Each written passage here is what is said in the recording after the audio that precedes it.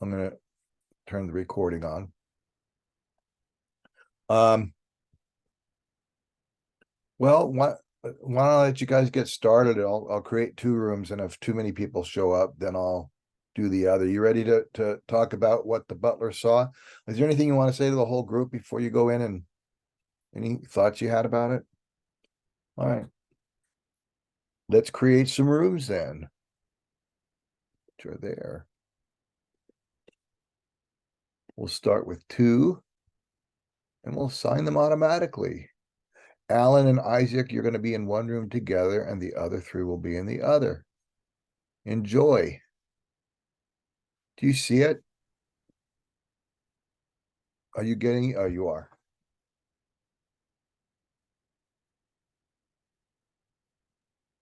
Uh, I'm trying to click to join and it just keeps saying,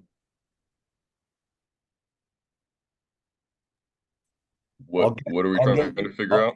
Anthony, Liam, I'll get you in just a second. Okay. Oh, Oh, gave me another three. Okay. I'm gonna let's see. Let me see what this does. All right. Um, I don't know if I can create another room. Anyway, I'm not going to waste time. Let's assign to Marcos. You're going to two. Liam, you're going to, where are you? There you are. You're going to one. And then Anthony's going to two. Sorry, I did you last. You were in earlier. oh, it's okay. Okay. And room two. There'll be four of you per room. Okay.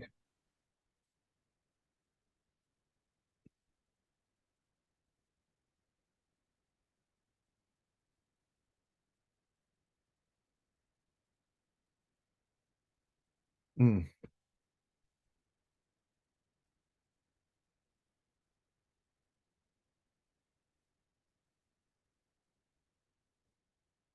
Sorry, everyone. We'll come back around 11.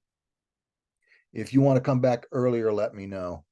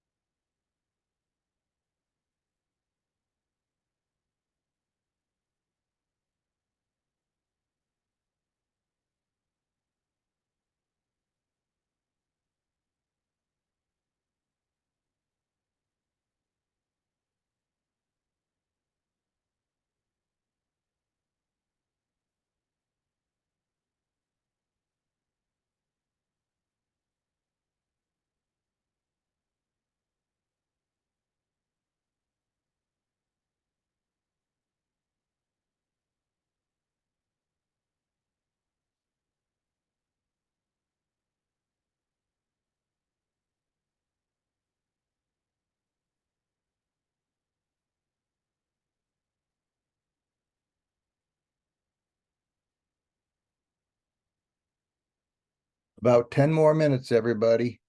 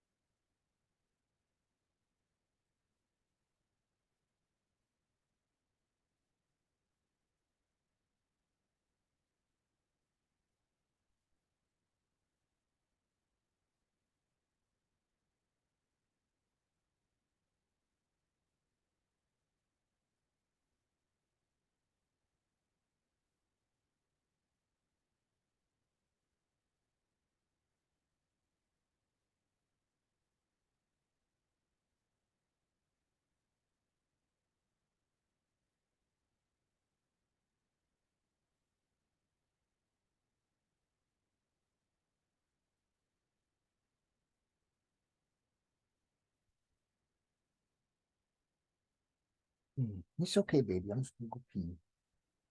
I'll be right back.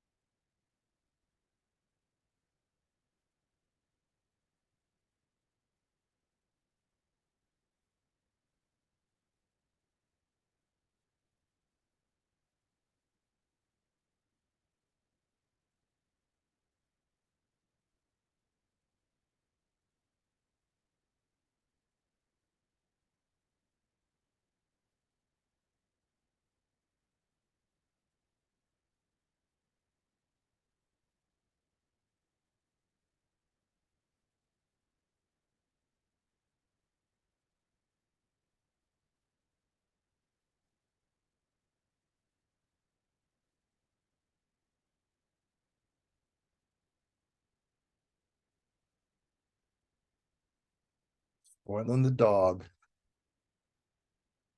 Hey, little poopy.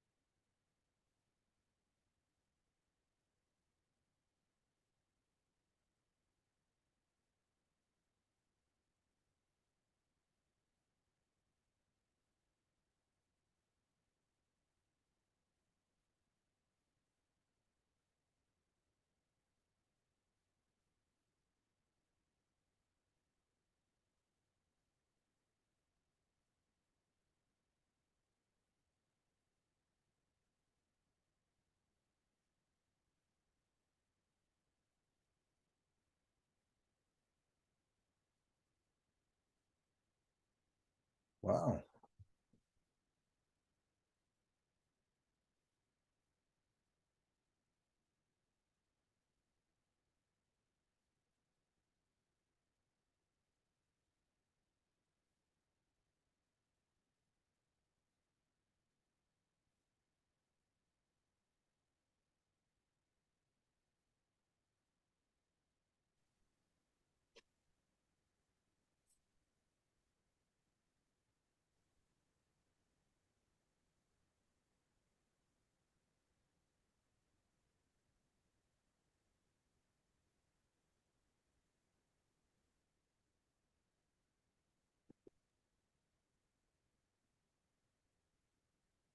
I guess the other crew isn't quite done yet. You guys talked a long time. I was surprised. How much of it was about the play? I'd say a solid 75%. That's good. I think that Val just uses that statistic as his default statistic. My default is usually 80-20. Oh, that's good then. 75 is perfect. 1, 2, 3, 4, 5, 6, 7, 8. That's everybody, I think. Yeah. So talk to me about this play. You can answer each other too. You don't have to just talk to me. Well, I had. Oh, Go ahead. thank you. We were in the same group. You know exactly what I'm gonna fucking talk about. I had one idea that I was a huge fan of, and that was Nina was proposing their set design for Pericles, and it had these spinning walls, and I'm like, oh, that's so cool. And I was thinking if sections of the set had walls that could spin around, very like ancient Greek theater style. And so I was thinking that throughout like blackouts and times of high chaos on stage where the audience wouldn't notice, Tex would flip these panels, and it would be so like if you flipped the bookshelf panel around, it would reveal a padded wall with a bookshelf painted on it. So on one side, there's a real bookshelf. On the other side, there's a painting of a bookshelf. Yes, but notably painted on a padded wall. Interesting. Tatum, what were you going to highlight? I was just gonna say that we kind of were talking about how it's like really easy to set it in the 60s. But then I was gonna say Val had some interesting ideas outside of what we were talking about. So they hopped up, but Let's talk further. Oh, go ahead. I'm sorry. we Fine. we kind of discussed a little bit how if we did set it in the 60s with the colors and stuff. I forget who looked up like colors and stuff in the 60s, but there's discussion in our group about how the colors, and we could add that into the lighting as well, especially when like drugs and I mean they're sedatives, but when they're being administered and stuff could be interesting. Okay. Val, I had a question for you.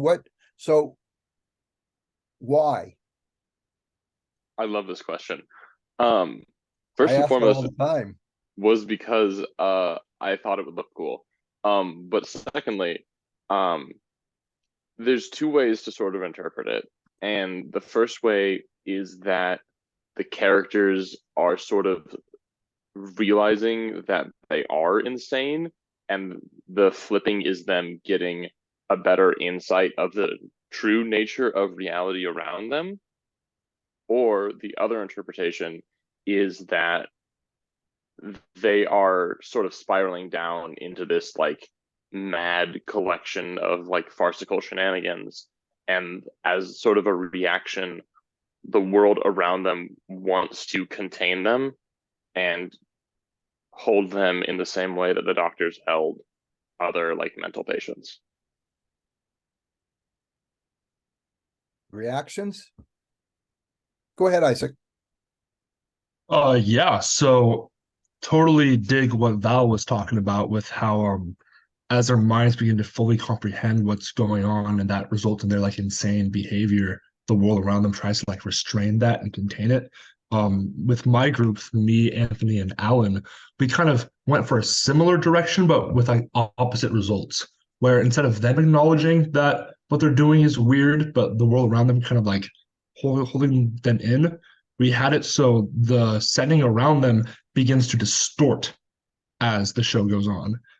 So they're just like, everything is fine, nothing is weird, everything's as it should be, God bless. But like the whole world is turning into like this weird, like German expressionist, this total weird stuff going on. We're talking about with like the difficulties of doing that logistically, but we decided to just remain in the realm of hypothetical director creativity weirdness for now. That, and for increasing like the comedy of the show, we all thought it would be a kind of a good idea for two separate things. First thing, when Geraldine's behind the curtain for majority of the show, having it so it's so painfully obvious that she's back there that there's no way that the characters aren't just completely ignoring her. Like, for example, like the curtain only goes up to a point where only like her shins down are still exposed. Or if there's a character who's blocking, takes them right to the curtain, she grabs the curtain and moves it out of their way so they can walk past, but no one acknowledges it because why would they? Stuff like that to make it very clear that there is someone behind the curtain the entire time and they should be aware of it, but they're not. That's funny. And then also partially inspired by the movie Airplane. There's that one scene in the movie where like they're like, "Is anyone here a doctor? I'm sorry to wake you up." And like the guy with like sleeping with a stethoscope in his ears is like, "Yep, I'm a doctor."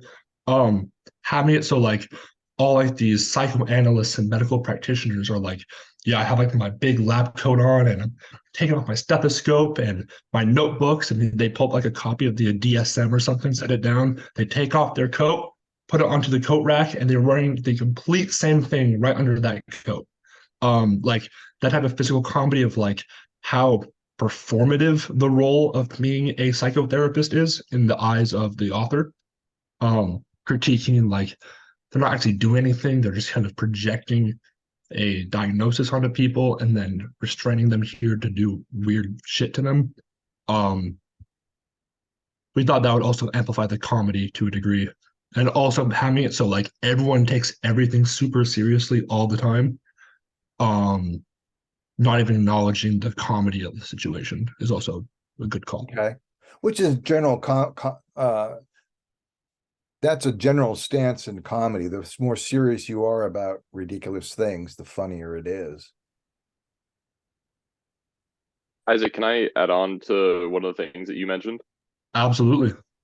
I'm not sure, I'm not super familiar with the German expressionist movement, but when you mentioned the stage warping and distorting, I think it'd be very doable to have flats that are bisected and they're connected to the fly system. And as you pull them apart, there's a piece of fabric behind that gets stretched until it's flat. And like you just continue the paint and like warp it down, sort of like the melting clocks. So you could have the set look like it's getting pulled like taffy. Oh, that's sick. Okay. Yeah. Yeah. Yeah. I Okay. had that idea and I thought it'd be super cool Is for that the kind vibe of- that you were going for.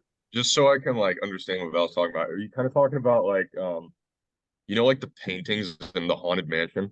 Is it that kind of thing where it's like something is like being you're making it look like it's getting longer? Yeah, like it looks like it's getting pulled apart, but you're just revealing more fabric cool. behind the flat. So the wall is actually growing. Yeah. Tatum? I was gonna say, I'm not really familiar with German expressionism as it relates to like any sort of film or theatrical, but like just in the like arts, like paintings and like drawings and stuff, I think the color palettes that often is in German expressionism would be super cool. It's very like sickly colors almost, and so I think that'd be, I don't know, interesting. I really like that idea for the show itself. Expressionism is when the work of art is depicted from one person's perspective. Sometimes it's the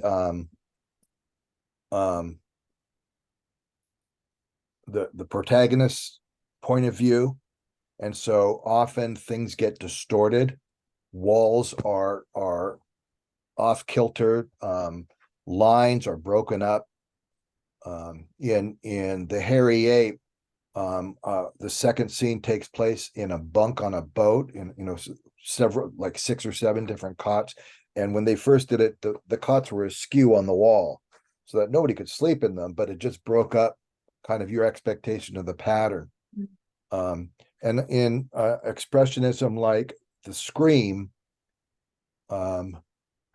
it's not the person you're seeing is distorted and wants to scream. It's the person viewing that character that's how they see them. And therefore it's that person who wants to scream. There's a sense of maladjustment, but it's not in the character, it's in the world in which that character is moving. Just a quick explanation. So you're looking at distorted pictures. Mhm. Okay. Often scary colors, yeah. Go ahead, Tatum. Yeah, that'd be cool. I think that'd be cool. Val was talking, they were saying something about our big stage potentially being cool for this set, and I think that would play into the expressionism well as in an Okay. interesting way as well. This like shifted perspective. Val, what do you think about this? That taking your idea of the rotating sets, but starting them in a painterly, that's the word for kind of cartoonish. Painterly means it's obviously painted. In a painterly padded room to begin with. And as the play progresses, the world of the play turns into something that's real. To me, that would depict the manner in which our world has come to meet the crazies on their own level. You know, what was once crazy is now normal. I think that is an equally valid way to use the device that I have. I would still have it start as normal because I think having the end payoff be that they are contained and then escaping out the ladder. I Oh, think okay. that's more the direction that I would go with it, but I think that is an equally valid interpretation and a cool way to use the device.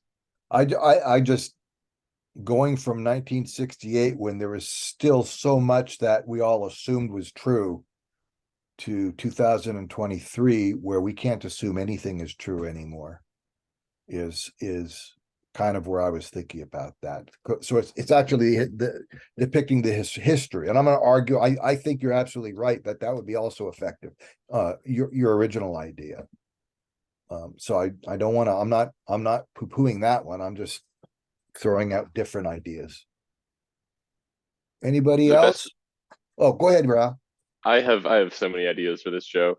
The best part is if this set was built, we could flip flop essentially every night which order that the panels were reversed, having them start be padded and end normal, or start normal and end padded, and then you could get essentially two versions of the show running at the same time without even needing to change the set.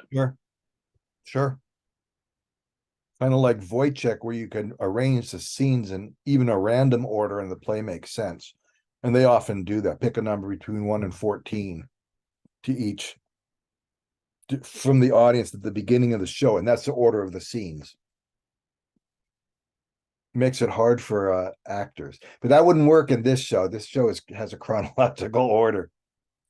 What about from some of you other people? What are your ideas?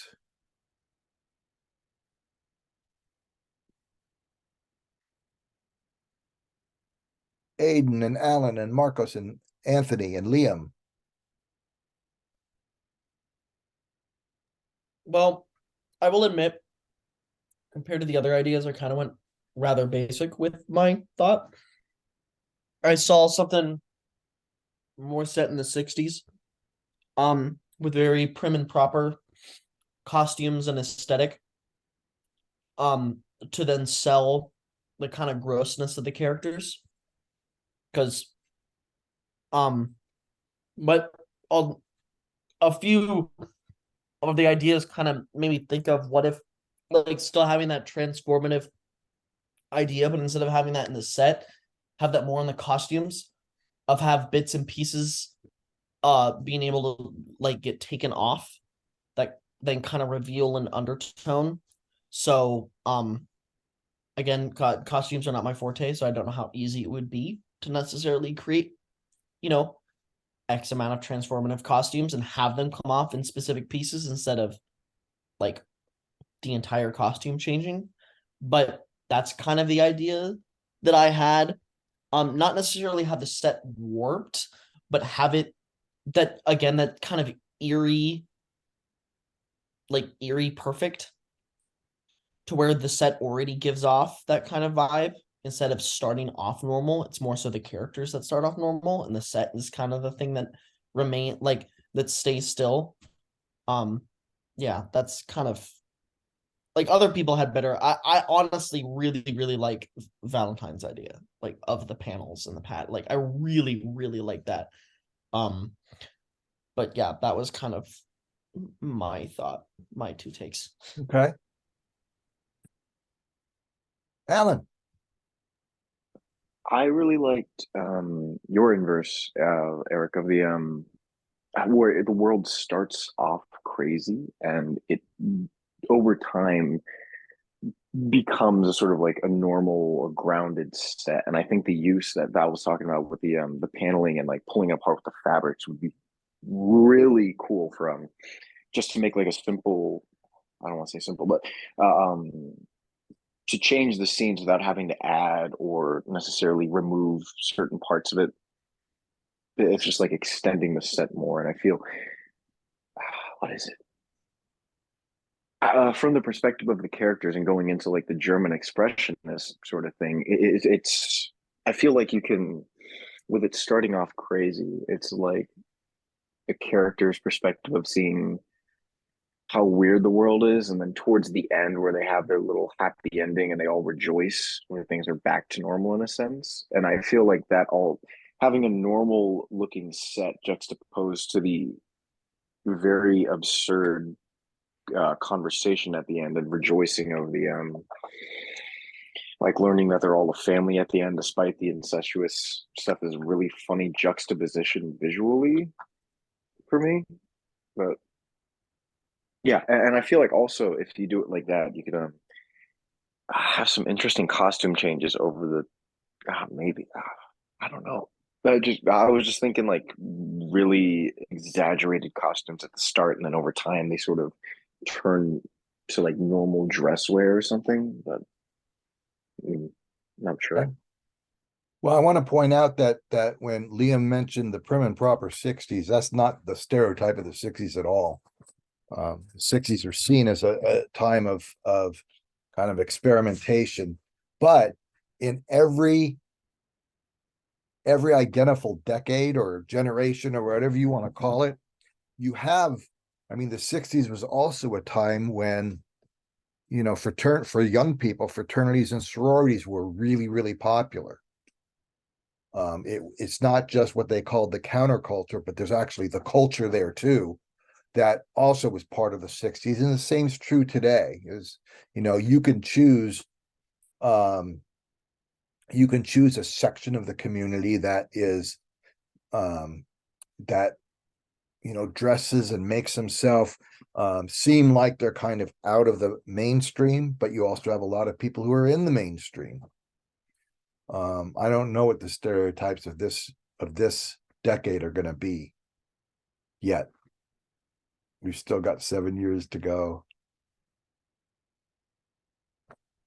What else? That's great. Well, I'd say honestly, everybody else's ideas are probably a lot more interesting than mine. I, I, I just feel like me personally, if I was, you know, designing for set or costume or any of that peripheral stuff for this show, it's like for the most part, I mean, I think you could maybe do some stuff with the set, you know, make it a little wacky looking. I kind of like the idea of it being grounded in reality for the most part. Because I think this is one of those instances where yeah, it's absurd, but the dialogue is like, I think it kind of speaks for itself.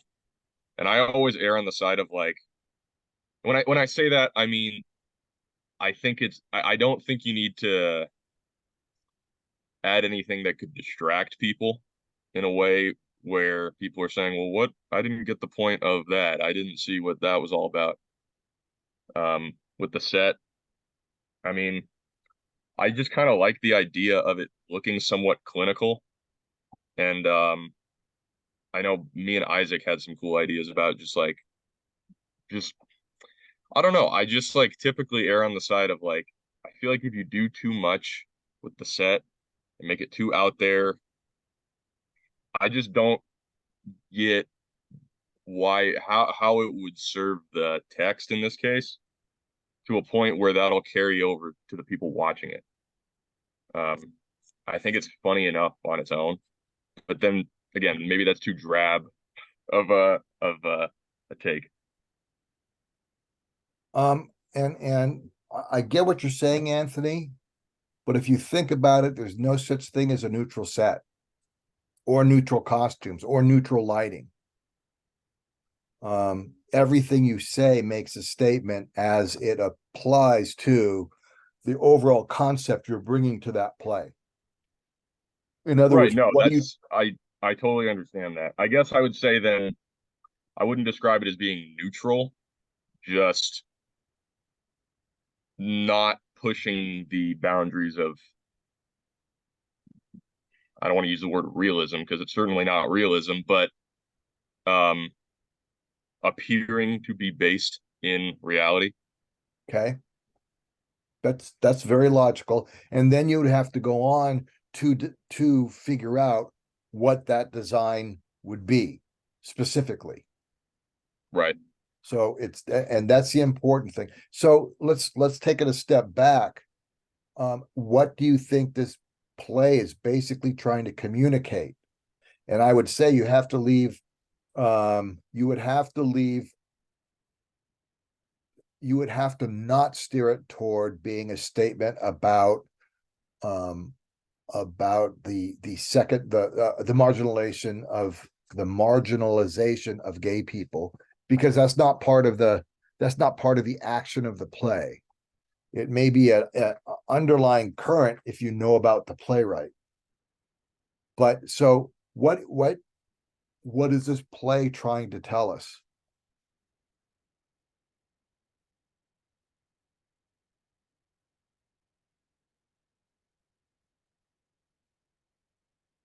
Remember that the human brain tries to organize things. That's what we do. So when someone goes to see a play, they're trying to figure out why you've done these things. And that's not to say that a play can't be successful if people can't think of that, because most people don't say, what's the meaning of this play as they're watching it. They might say that later, or they might not. The point being that a central theme gives it cohesion and gives it a purpose of message that brings it through. For example, are you guys familiar with the play The Odd Couple by Neil Simon? Yeah.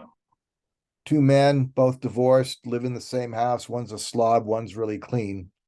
And I once had to do a library talk about a production of it, the male production, because there's a female production, a female version too. And I finally came down to the bottom line that this is a play about marriage, not a marriage between two men, but a marriage between two people that demonstrates to us why marriages can be difficult.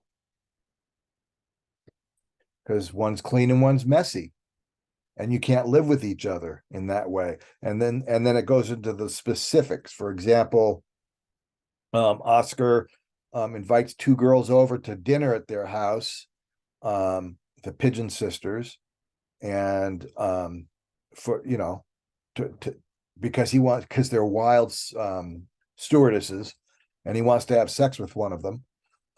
Is the underlying reason for that, and Felix is all upset about his divorce, and Oscar comes home late. The girls are already there, and his dinner's ruined. And so he brings as people do when they're upset about something, he brings the conversation around to his divorce and shows some pictures of his kids, and they don't want anything to do with Oscar anymore. They're all focused on Felix because he's hurt and in need, and Oscar doesn't care. So it's kind of like a marriage. um, um, without the sexuality in it. And that's the closest I could come to a theme for this play, which is hilarious. But I've always said, and I've directed it once. I directed the female version once, and I directed the male version once. But basically, if you just read the script out loud in a staged reading, it's just as funny. There are a couple of places where there's physical humor, but it's basically the whole play is a running, there's no serious part of it, it's just jokes. So if you heard the jokes, did it in a artistic way without any movement, it would be just as good, I think. And God, Neil Simon was known for that kind of humor. He was a comedy, he was a television writer before he became the most successful playwright on Broadway ever. Throughout the 60s, he had like 2 or 3 shows on Broadway at any given time. Anybody would go, but they're all like that until he started writing. If you've heard of it, it's probably for Brighton Beach Memoirs or Biloxi Blues or Broadway Bound. They call them the B plays, but that's his autobiographical plays that actually do have some meat to them. One set when he was a kid, really confused about what's going on in the world. The second one's about his time in the army, and the third one's about when he and his brother decide to become professional writers. And then he wrote a whole bunch of very sensitive, very interesting play. He wrote The Goodbye Girl, which became a movie. I think it was a movie first. He wrote a lot of really interesting plays that were much more complex later on in his career. But when I was at UCLA in the late 70s, he wasn't even considered a playwright. I mean, nobody taught Neil Simon because it was just kind of jokes on stage. There was nothing to his plays. So finding meaning to a play like that is kind of difficult, but you have to if you want to direct a cohesive idea. So what would be a cohesive idea that would apply to this play that would give it some kind of texture and body? What's it about? I don't have necessarily a concise way to describe relationships between all the characters, but at least from the perspective of like looking at the psychiatrist, I'd very much say like the lack of humanity and patience is an important part of this play. They're not really seen given autonomy, I guess. They're not believed like as soon as they're a patient, they are what the psychiatrist says they are, or they're used in some way or another. Either Rance using them for like his own benefit, or I can't forget his name, Princeton. I don't know, but Prentice. him also Prentice. Prentice. He also uses the like even though she is not a patient at this point, but psychiatrists are just using people really. I think that's With no particular skill in psychiatry.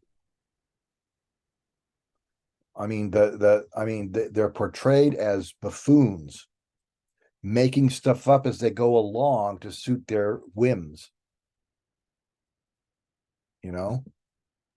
Was it Joe Orton, Eric, that you were saying had disdain for pretty much 2 professions, which was psychiatrists and cops? Yeah. Yeah, okay. I just wanted to make sure because that helps inform. Well, he was considered insane by the world of Right. psychiatry, Right. or mentally ill, I would say. Yeah, That's exactly. That's what being gay meant at that point in time. Mhm. And it had been illegal ever since anybody could remember. And it was a stance taken by the church in the Middle Ages, or not just the Middle Ages, but at the very beginnings of the church in Rome. That sex was for procreation only and we shouldn't enjoy it, which doesn't make sense to me. But I don't think that was ever taken seriously by people. When I was a kid, a fellow kid, it was a teenage, I was probably 16 and he was maybe 14, 15, said to me, I don't understand why God would give us such a strong sex drive if sex was evil. It wouldn't make sense to make that a test. And that was like, yeah, you're right. Why? But that's the way it turned out. I'm not sure why. But anyway, what else might this play be about? And that's good, Tatum, just taking how you feel about it and turning that into something you communicate is the way lots of people look at it. And that's why a lot of directors use images rather than words to describe their play. And generally abstract images. What else? What else might this play be about?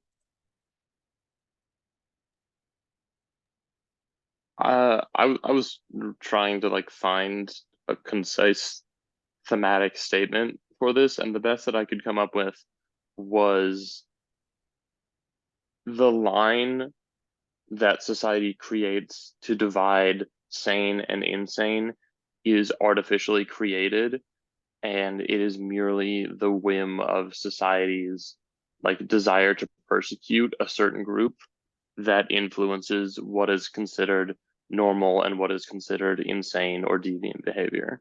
Okay. That's definitely a truism. Yeah, Val. Oh, sorry. I was Go gonna ahead. say Val was far more concise and eloquent at explaining what I was going to try to get at, which was some sort of statement on how not arbitrary, but I guess subjective would be the word. Well, I prefer arbitrary be. myself. Okay. Well, it's something about,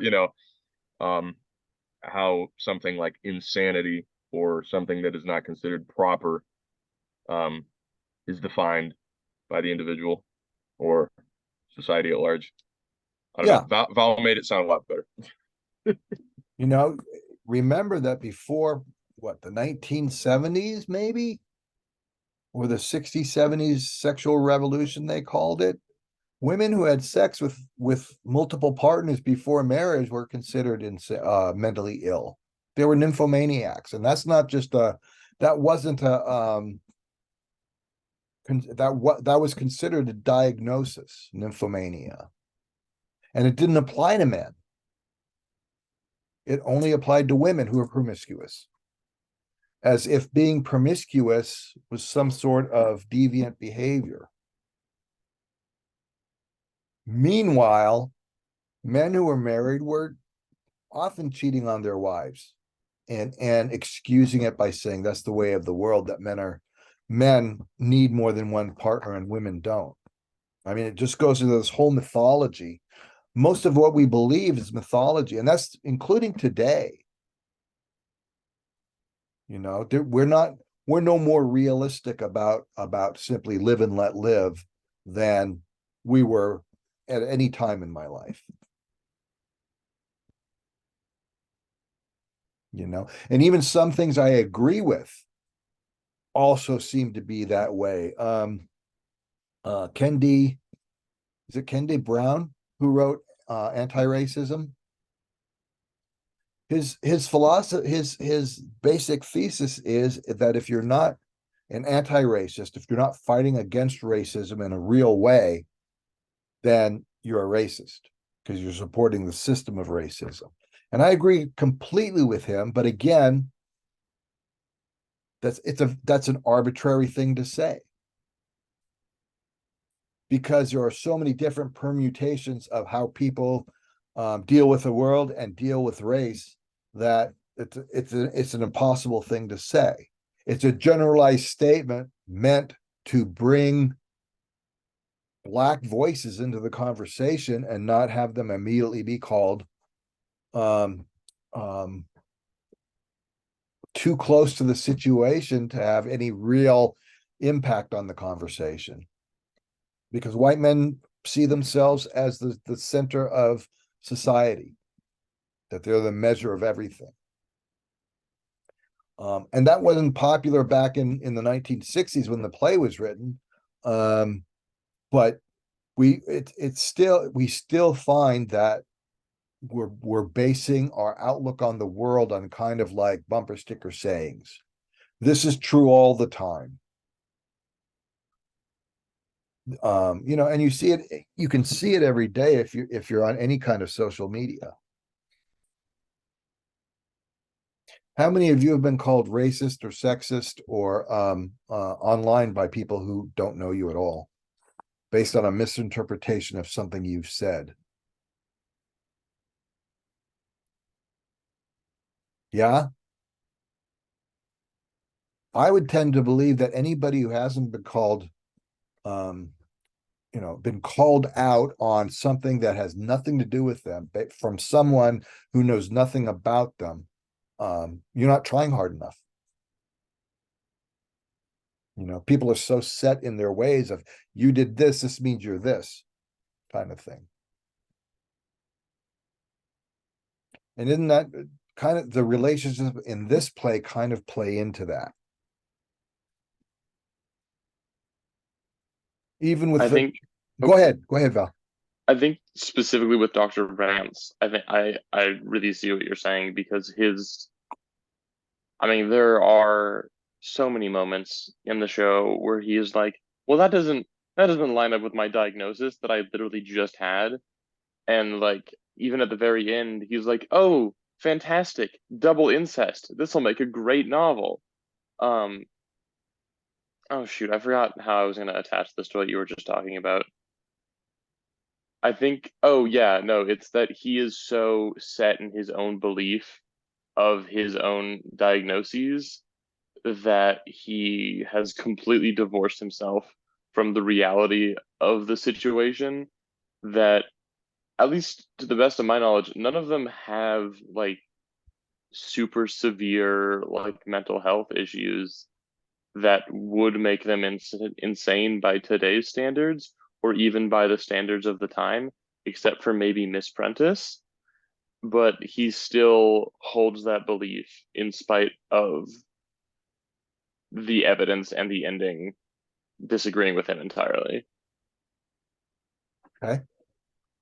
Well, even the Prentice's relationship, the Mr. and Mrs. Prentice, they have a horrible marriage because they each had a sexual relationship in which they didn't know their partner and they didn't know it was the other person, and that's ruined their relationship because they can't recognize each other.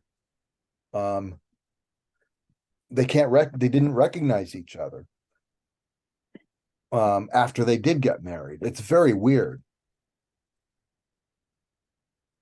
And that has a lot to do with secrets that stop relationships, which was very relevant to the gay community at the time. Kind of tying back into Orton's own perceived reasons for writing.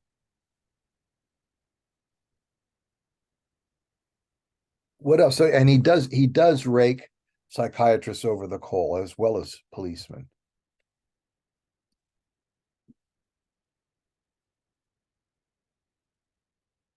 What else might this play say? I think there's multiple meanings to this play, but I don't think it can be a successful production unless there's a solid purpose to it, because there's too much chaos. I don't necessarily have like, I don't know how exactly to like put it. So I'm just gonna talk, but it's the like absurdity between the strangeness between everybody's relationships, and how what people pick and choose to be upsetting to them, like in their relationship dynamic, I feel like is a really interesting part of the play, but I don't know how to I think I need to read it again to communicate that to like a theme of the play, I guess. But Well, but that's how you develop ideas, Tatum. You actually are much better at interpreting plays that you know. thanks. It's, the inability to describe what you mean is totally different than coming up with an interpretation. And it's okay to feel interpretation. I've had, many professional directors say, I don't come up with a theme or a meaning for the play. I just direct the action of the play. And if the process is complete and done correctly, the audience knows what it's about. And that simply means I can't describe, I don't know how to describe those things. So you're in good company. Painters are the same way. Van Gogh didn't paint something because it said something. He painted something because he recognized it as something, and it was the manner in which he painted that made him a great artist, not his subjects.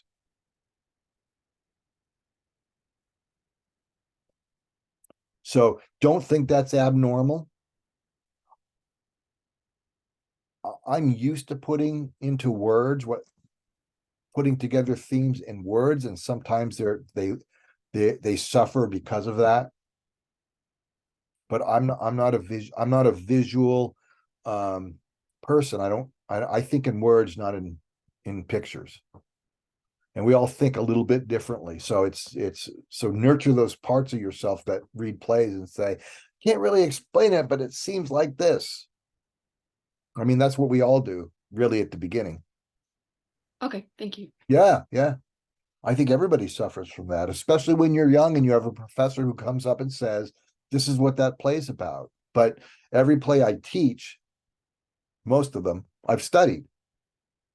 If not in an actual class I took as an undergraduate or graduate, or even afterwards, doing some research into the play, into the playwright, and to the historical things, and that's how I do it. But then being a professor gives you the confidence to do it. But I've been called out a lot of times by students because I've said stupid things or things that were inaccurate.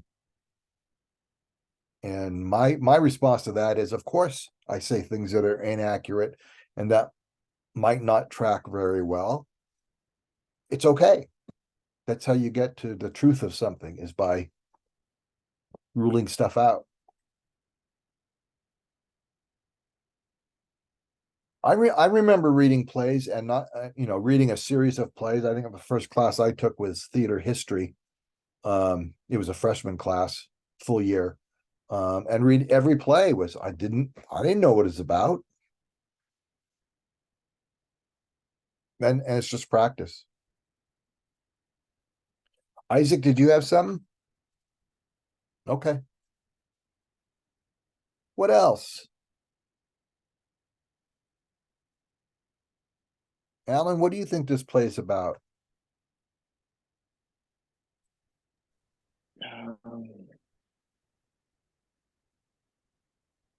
I get Jesus, sorry. A lot of the stuff that people were talking about earlier, I get. One thing that stood out to me when reading this was like identity, I guess, because a lot of the people are constantly there's the visual gag of people cross-dressing, and there's the commentary about Mr. Prentice, so he's a cross-dresser and stuff like that. And there's I think there's one line of dialogue where Geraldine's like what is it? She's saying that she must be a boy because she likes girls, something like that. Who is that? There's Geraldine or Mrs. Barclay. Yeah. And even then, like with the doctors, like Rance and even Mr. Prentice, they're constantly pushing their idea of like, oh, they're diagnosing people left and right, saying that they're this. Like towards the end, especially with that I thought was really funny was Rance saying that Nick and Mrs. Barclay were both figments of Mrs. Prentice's imagination, despite them crying out that I'm bleeding or I feel hurt, so I must be a real person. I'm right here. Yeah. Yeah, I'm right here. But sort of like a denial of identity, or like a struggle for identity is something that I got out from it, or like individual personage or something. And you might go the opposite way that it might be about identity, but it's also about not letting reality interfere with your worldview. You know, by denying people exist when they're right in front of you. There's a worldview there that's completely a misinterpretation and askew, which maybe the universal in what Orton was trying to do. Okay. Does that make sense? Yeah, I think so. Why? But you know, I agree with you that there is the issue of not just your own identity, but um trying to make other people what you think they are in your brain when they may not be.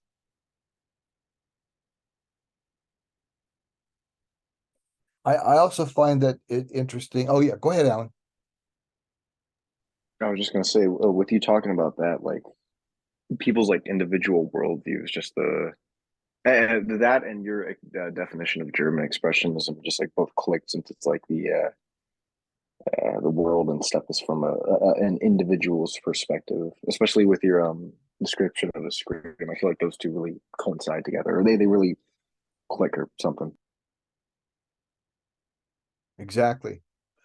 Yeah, I mean, the word I've said this before in class, the word empathy is thrown around a lot.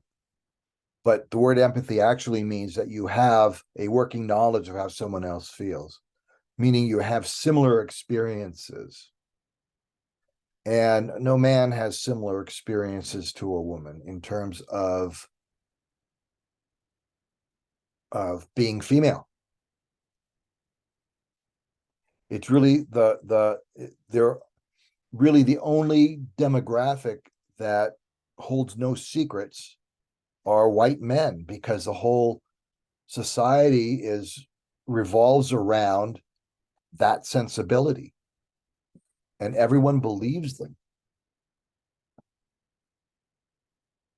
until now. Now we're saying no, you can't tell me who I am, which is a great thing. I think it's a step toward a more a more honest society. But then again, maybe not, because you never know what the next generation is going to do. So that's one of the reasons I find this play so interesting.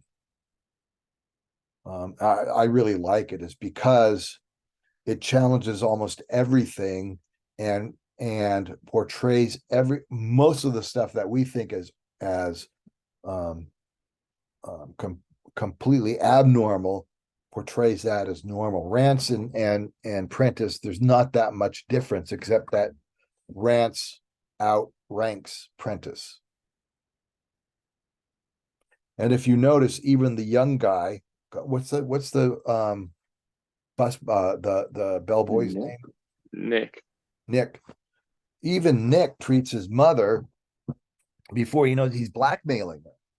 He had sex with her, now he's blackmailing her, which I'm not sure, she doesn't seem too concerned about, except to the point that she wants to help him. I'm you know, so there's mirrors in this play. What else, you guys? What do you got? Marcus, we haven't heard from you lately.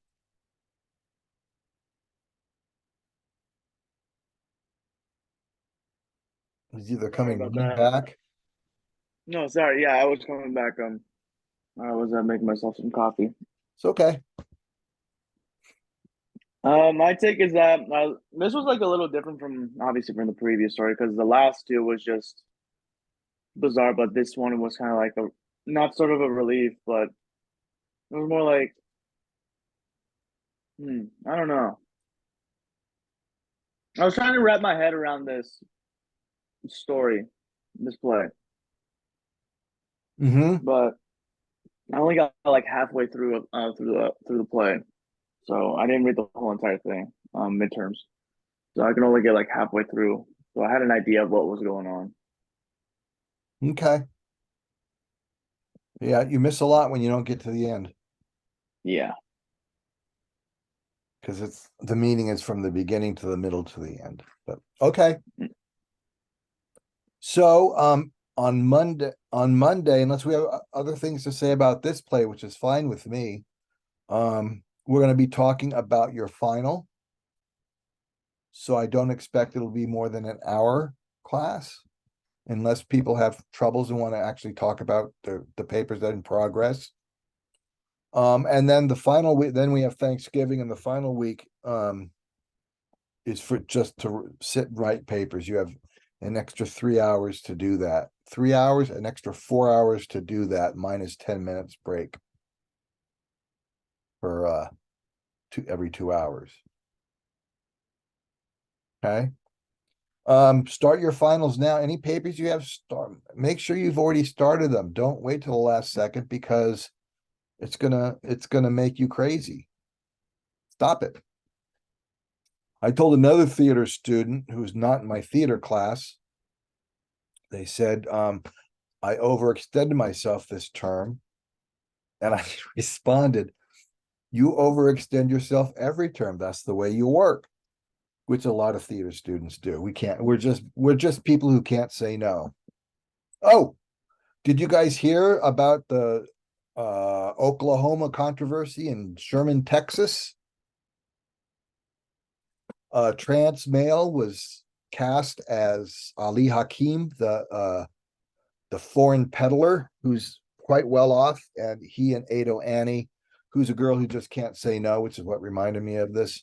But the person cast as Hakim was a transgender male, and the school board voted to uncast him as the male, and then they got so much pushback from all over the country thanks to a guy named Howard Sherman, who's kind of a gadfly and activist in for theater programs around the country. He's really great if you ever run into him online.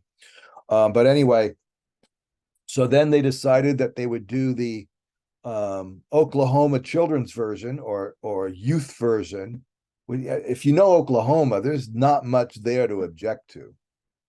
But the youth version was kind of just the songs with no dialogue. It was really meant for junior high school performers who don't understand what they're doing anyway. And today they finally overturned it and allowed that person to be recast again. So once again, the power of bigotry loses, which is a big thing. It's a big thing when we have these instances in which bigots and bullies try to make their personal ethics or morals into law and are rebuffed, because it sure didn't happen when African Americans wanted to have a fair vote in the 1960s. They didn't win.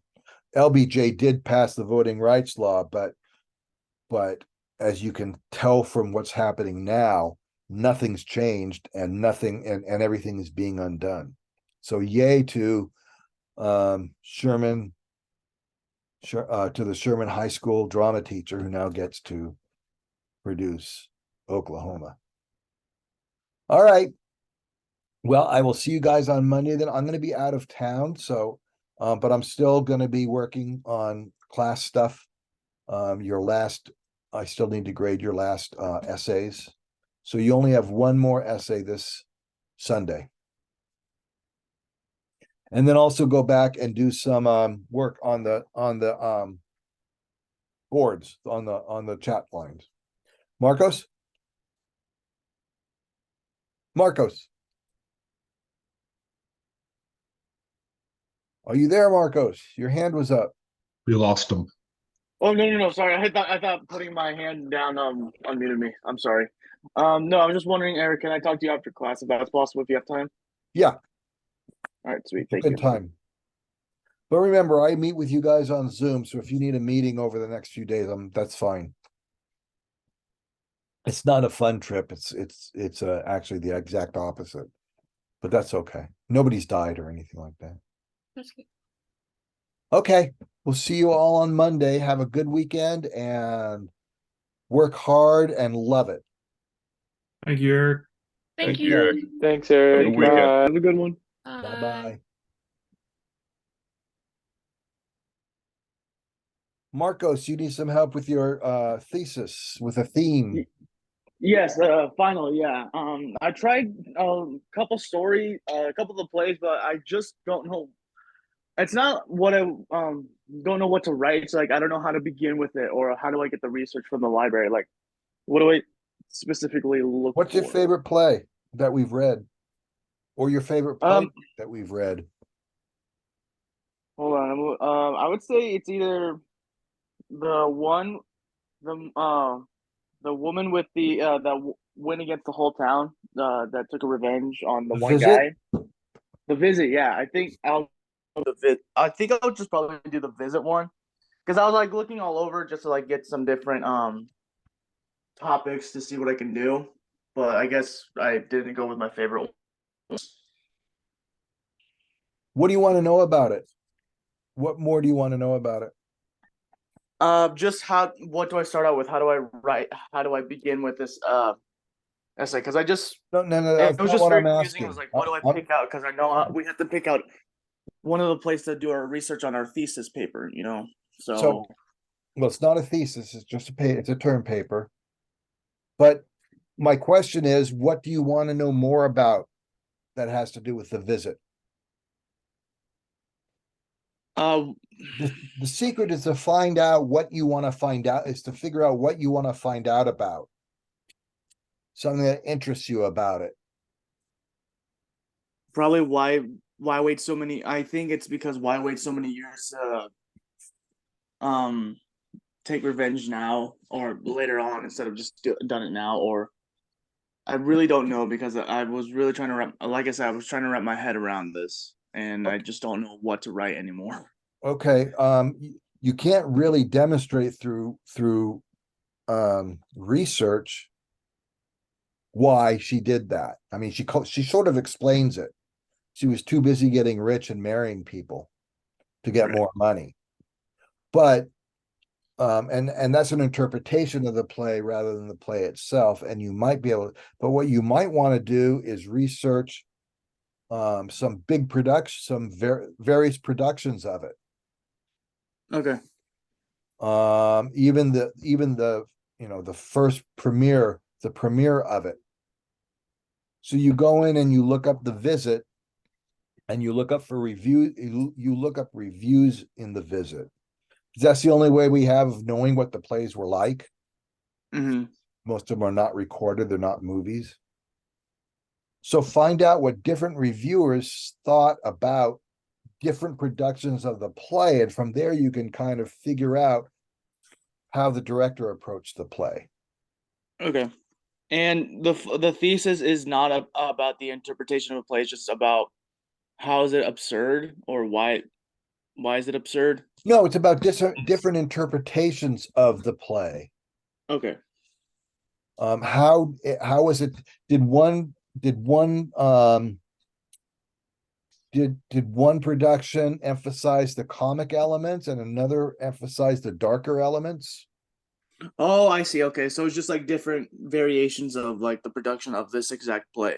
Right. Remember, every play is going to be different, but how do different directors, and you want to go with professional productions, not amateur productions, Right. unless there's a phenomenal like college production that everyone's talking about, but that's probably not true. Right. So you want to find the most significant, and generally you can do something like the original production, the first Broadway production of it, maybe the first British production of it, just choose 2 or 3 productions that seem to have been done differently from the reviews. And reviews are easy to read. And then you Right. can also look at critical analyses of the play. So that would be, you just look up, you go to one of the databases in the library. Jester is probably the best one at this point. And type in critical approaches to the visit by Dürrenmatt.